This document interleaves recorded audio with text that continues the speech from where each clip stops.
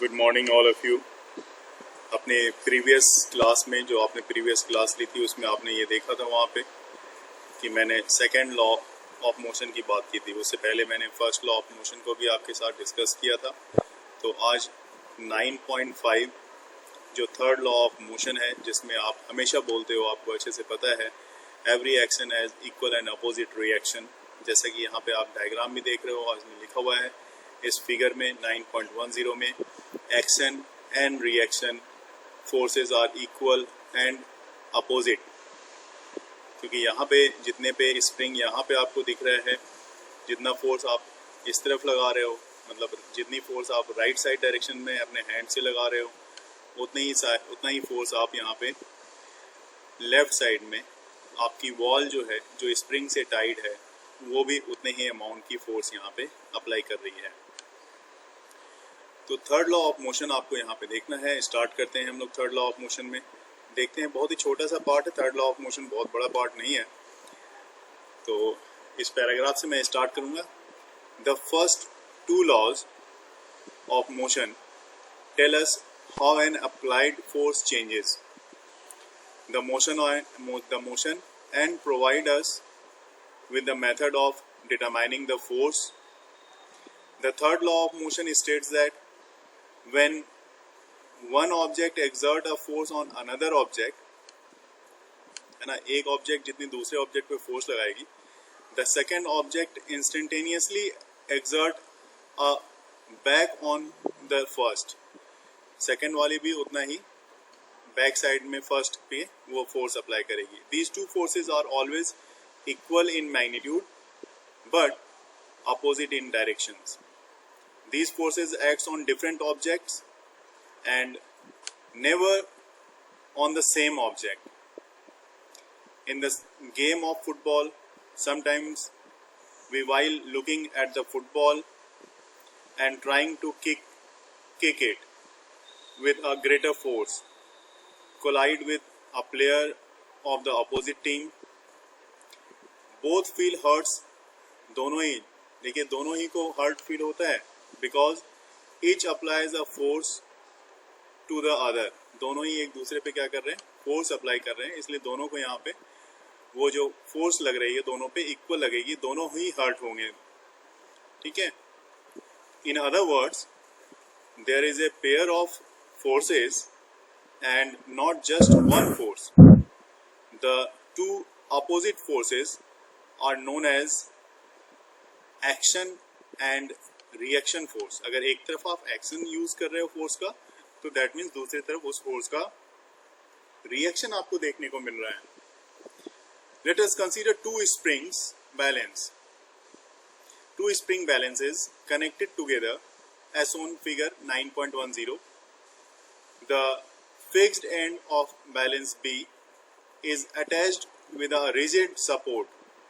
आप देखो, एक एंड B जो रिजिड सपोर्ट से अटैच है, यहाँ पे आप देखो, दिस वन इज B। अगर आप यहाँ पे देख सक रहे हो, ये B है। ये B जो है आपके इस रिजिड सपोर्ट से, ये आपका रिजिड सपोर्ट है, इससे ये अटैच है B वाला। और एक ए तो आप अपने हैंड से उसको पुल कर रहे हो।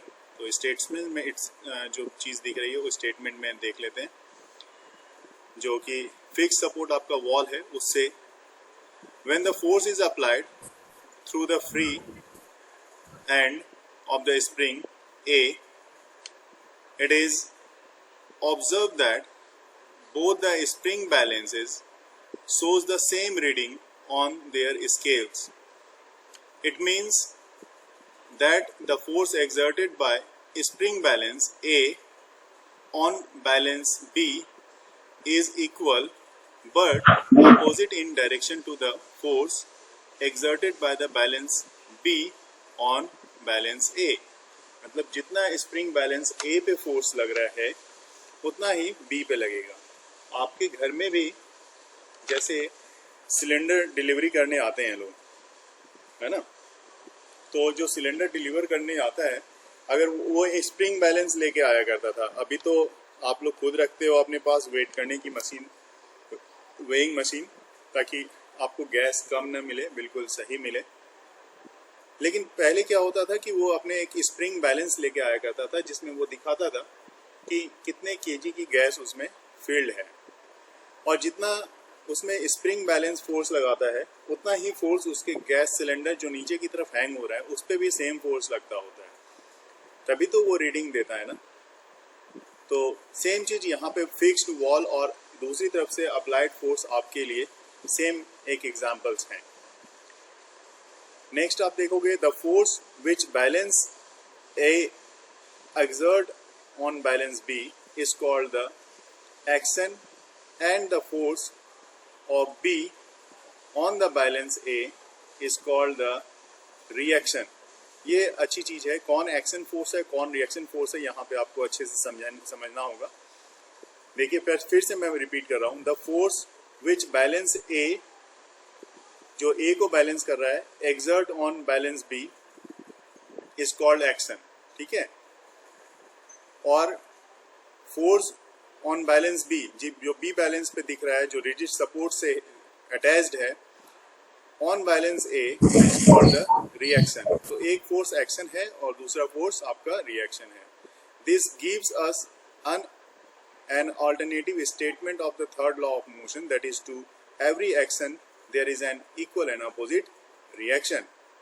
However, it must be remembered that the action and reaction always acts on, ये हमेशा अपोजिट डायरेक्शन में ही रिएक्ट कर एक्शन लगता है, एक्शन और रिएक्शन। तो वो चीज यहाँ पे आप देख सकते हो। नाउ नेक्स्ट पैराग्राफ में आप देखो, आपको बोला जा रहा है suppose you are standing at rest and intend to start walk on a road, you must accelerate and this requires a force in accordance with the second law of motion, which is this force। अब देखिए यहाँ पे आप खड़े हो, जब rest में थे आप खड़े हो मान लो रोड पे, और उसके बाद अचानक आप वॉक करने लग जाते हो, तो ऑब्वियस ही बात है आपकी वेलोसिटी चेंज हो रही है। तो वेलोसिटी चेंज हो रही है तो वहाँ पे एक्सेलरेशन हो रहा है, और एक्सेलरेशन हो रहा है तो किस तरह का यहाँ पे फोर्स लग रहा है ये पूछा जा रहा है आपसे, है ना। According to with second law of motion which is the force, तो it is the muscular effort. ये मस्कुलर एफर्ट है you exert on the road, it is in the direction we intend to move. जिस डायरेक्शन में आप move कर रहे हो उस डायरेक्शन की बात कर रहा है ये। No, you push the road below backwards, the road exert an equal and opposite reaction force on your feet to make you move up forward। ये तो आपको अच्छे से पता है, जैसे आप वॉक करते हो ना, तो एक बहुत ही बेसिक एग्जांपल है ये। आप वॉक करते हो तो आप क्या करते हो, अर्थ को अपने पैरों से पुश करते हो, जिस रोड है रोड को अपने पैर से पुश करते हो, तभी तो आप आगे की तरफ मूव कर पाते हो। तो इसका मतलब आपको आपका मोशन जिस डायरेक्शन में है उसके लिए आपको रोड को पुश करना पड़ रहा है। It is important to note that even though the action and reaction forces are equal in magnitude, these forces may not produce accelerations or of equal magnitude.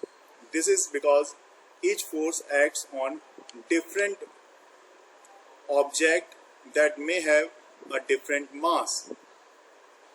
तो डिफरेंट ऑब्जेक्ट के different mass पे यहाँ पे क्या लग रहा है, अलग अलग फोर्स लग रहे हैं। अब इसके साथ साथ गन की भी एग्जांपल ले लो। When a gun is fired, gun को आप फायर करते हो तो क्या करता है, बुलेट तो आगे की तरफ जाती है, तो है ना। देखो, it exert a forward force on a bullet, the bullet exert an equal and opposite reaction force on the gun, जिसके कारण गन क्या होता है, गन आपके बैकवर्ड डायरेक्शन में, जिस डायरेक्शन में बुलेट जा रही है उसके बैकवर्ड डायरेक्शन में गन मूव करता है। This result in the recoiling of the gun। Since the gun has a much greater mass, बहुत ज्यादा मास होता है बुलेट के रिस्पेक्ट में गन का, then the bullet, है ना, the acceleration of the gun is much less। अब ये बात यहाँ पे क्लियर हो गई कि अगर मास ज्यादा हो गया तो उसका कारण बुलेट की गन का जो एक्सेलरेशन है वो बुलेट के रिस्पेक्ट में कम होगा। then the acceleration of the bullet, ये वही बात हो गई कि बुलेट के एक्सेलरेशन के रिस्पेक्ट में आपकी गन का जो एक्सेलरेशन होगा कम होगा। क्यों? क्योंकि वहां पे मास जो है आपके गन की ज़्यादा है respect to the bullet. The third law of motion can also be illustrated when the sailor jumps out a rowing boat. अब देखिए यहाँ पे जो नाव चला रहा है वो वहाँ पे भी ये केस लगता है। जब मान लीजिए आप एक नाव पे जब खड़े हो जाते हो उसके किनारे में और वहाँ से जंप करते हो तो नाव क्या होगा, नाव पीछे की तरफ पुश होगी और आप आगे की तरफ जंप करोगे, जो भी रिवर में हो तो रिवर में या जहाँ पे भी हो। The seller jumps forward, the force on the boat moves it backward. जो फोर्स लगेगा उस पर क्या होगा, वो बैकवर्ड फोर्स लगेगा। देखिए इस डायग्राम में जो आपके बुक के में डायग्राम दी हुई है इससे साफ क्लियर आपको पता चल रहा है कि ये जो लेग का पोर्शन है ये चूँकि आप आगे की तरफ मूव करना चाह रहे हो तो इसको पीछे की तरफ पुश कर रहे हो तो बोट आपका पीछे की तरफ चला जाएगा और तब आ जाके आप आगे की तरफ मूव कर सकते हो। तो इसका मतलब है देखिए the seller jumps in forward direction, seller jump कर रहा है फॉरवर्ड डायरेक्शन में, है ना, और बोट मूव किधर कर रही है, वो बैकवर्ड डायरेक्शन में मूव कर रही है। देखिए एक एक्टिविटी भी है यहाँ पे हमारे पास, इस एक्टिविटी को हम लोग आप चाहो तो परफॉर्म कर सकते हो। यहाँ पे मैं बताता हूँ कैसे परफॉर्म करना है हमें। फर्स्ट पॉइंट है आपका, वो है request to children to stand on two separate card as shown in figure 9.13. Give them a bag full of sand or some other heavy object. Ask them to play a game to catch with the bag. बताओ ये sand से भरा हुआ bag है, उसको catch करना है तो बड़ा मुश्किल लग रहा है। देखते हैं क्या हो सकता है। एक्टिविटी है तो परफॉर्म करने के बाद ही पता चलेगा। Does each of them receive an instantaneous reaction as a result of throwing the sand bag? Action देखने वाली बात होगी, क्या एक्शन हो रहा है वो देखना है आपको। You can paint a white line on card wheel to observe the motion of the two cards when the children throws the bag towards each other. क्या देखना है आपको, तो एक वाइट लाइन कह रहा है पेंट कर दो। You can paint a white line on cart wheel पे to observe the motion of the two cart. दो कार्ड मोशन में है, उसका ऑब्जर्व करना है मोशन कैसा है। When the children throws the bag towards each other, बच्चे जो है एक दूसरे की तरफ उसको थ्रो कर रहे हैं, बैग को थ्रो कर रहे हैं तब के लिए। तो आप यहाँ पे देख सकते हो, है ना, कि ये जो है कि ये जो बैग है अगर दोनों कार्ड पे, तो डायग्राम में आप देख रहे हो बेटा ये जो फिगर बनी हुई है इसमें दोनों जो बच्चे हैं एक व्हील कार्ड पे हैं और दोनों बैग को कैच इस तरह से कर रहे हैं। तो आप सोचो कि बेटा जब इस समय ये बॉयज जो है अगर इसको थ्रो करता है अपने फॉरवर्ड डायरेक्शन में इस तरफ, तो ऑब्वियस ही बात है इसकी कार्ड पीछे की तरफ मूव करनी चाहिए। और जब गर्ल्स भी इसको अब बॉयज़ की तरफ थ्रो करेगी तो कार्ड क्या होगा, पीछे की तरफ मूव करना चाहिए, है ना, ऐसा ही होना चाहिए।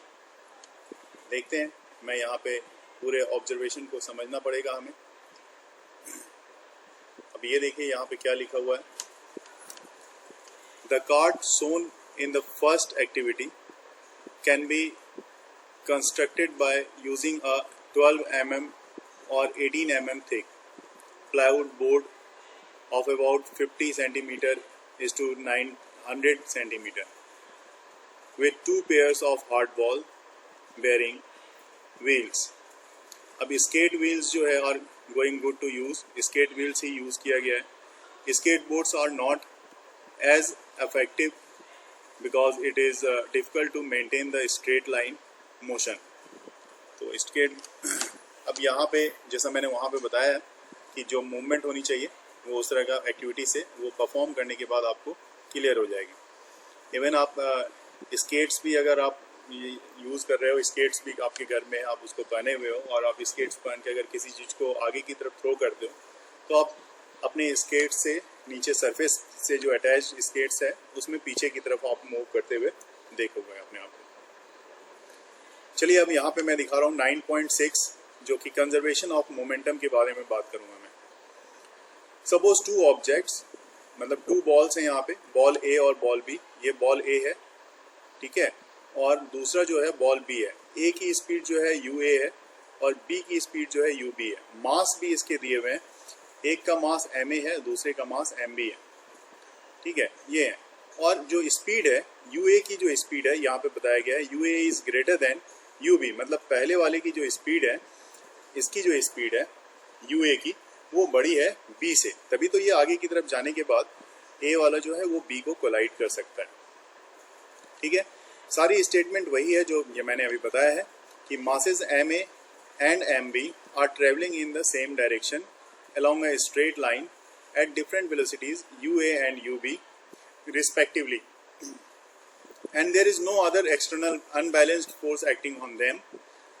Let ua greater than ub and the two balls collide with each other as shown in the figure 49.14b. During collision which lasts for the time t, the ball a exert a force fab, a वाला जो force exert कर रहा है A on force on A ball B, ये समझने की बात है, and the ball B exert a force FBA, B जो exert कर रहा है वो A पे force exert करेगा, वो FBA से represent करोगे।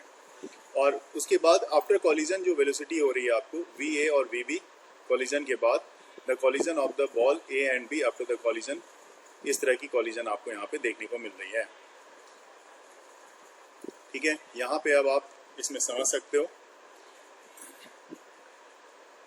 ये जहाँ तक सवाल है क्वेश्चन का, यहाँ पे देखिए फ्रॉम इक्वेशन 9.1 वाला जो इक्वेशन है, इसमें आप देख सकते हो द मोमेंटा, जो प्लूरल ऑफ मोमेंटम होता है उसको बोलते हैं मोमेंटा ऑफ द बॉल। चूंकि दो बॉल की बात हो रही है इसलिए मोमेंटा है ए बिफोर एंड आफ्टर कॉलिजन। देखिए बिफोर कॉलिजन की अगर बात करें तो बिफोर कॉलिजन जो नेट मोमेंटम होगा, मोमेंटम का फॉर्मूला क्या होता है, एम इंटू वी, है ना। तो दोनों की मोमेंटम यहाँ पे आपको देखनी पड़ेगी। देखिए पहले जो मोमेंटम है एम ए यू ए, पहले वाले का momentum, M A V A उसके बाद वाले का मोमेंटम, मतलब पहले वाले का मोमेंटम क्योंकि उसकी स्पीड कितनी थी, यू ए की थी, कॉलिजन के बाद स्पीड कितनी हो गई, वी ए हो गई respectively. Then rate of change of momentum, जो rate of change in momentum है वो कितनी है, एफ ए बी जो एक्शन लग रहा है during the collision will be, collision यहाँ पे क्या हो रहा है एम और इतने का एम। अब यहाँ पे ये जो आपको देख रहे हो ये क्या लग रहा है, collision will be M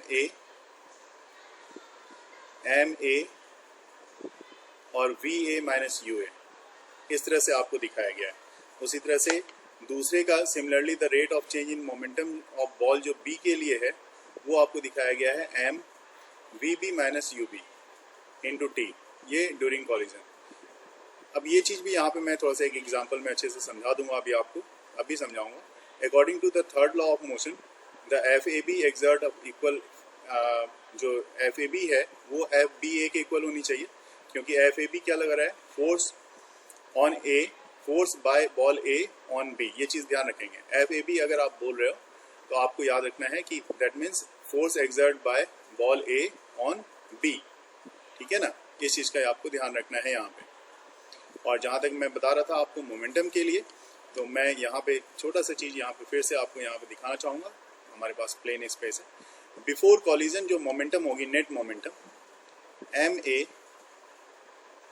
you A पहले का प्लस मोमेंटम दूसरे वाले का M B U B. Law of conservation of momentum ये बोलता है बिफोर कॉलिजन ये मोमेंटम आएगी टोटल, और आफ्टर कॉलिजन जो मोमेंटम आएगी वो कुछ इस तरह की आएगी M A V A plus M B V B, ये आफ्टर कॉलिजन ये मोमेंटम आपको मिलेगी, ठीक है। तो इसमें से आप देखो यहाँ पे मैं एक चीज़ और आपको दिखाऊंगा, इसको आप ऐसा लिख सकते हो एम ए, अगर यहाँ पे मैं दोनों एम ए को एक तरफ ले आऊँ, ये एम ए ये एम ए, तो एम ए अगर मैं इस तरफ ले लूँ तो आपके पास ये रह जाएगा यू ए, और ये जब लेफ्ट साइड में आएगा तो माइनस में आ जाएगा वी ए, और this one is equal to, यहाँ पे भी अगर मैं एम बी कॉमन ले लूँ दूसरी तरफ वाले में तो एम बी ये वी बी होगा, और ये वाला पोर्शन अगर राइट साइड में आएगा तो ये माइनस में आ जाएगा, माइनस यू बी। ठीक है, अब दोनों चूंकि टाइम के रिस्पेक्ट में आप देख रहे हो तो बाय टी कर सकते हो आप। अब देखो यहाँ पे आपने जो मैंने ऊपर दिखाया है वही चीज सेम आपको यहाँ पे देखने को मिलेगा। ये देखो M A V A minus U A, देखिए एम ए वी ए ये आपका U A minus V A है। ठीक है, तो ये इसके लिए आ जाएगा, और दूसरे में V B minus U A upon T, ये दोनों के लिए यहाँ पे आपको देखने को मिल रहा है। तो ये मोमेंटम के लिए ये आपके पास आ रहा है।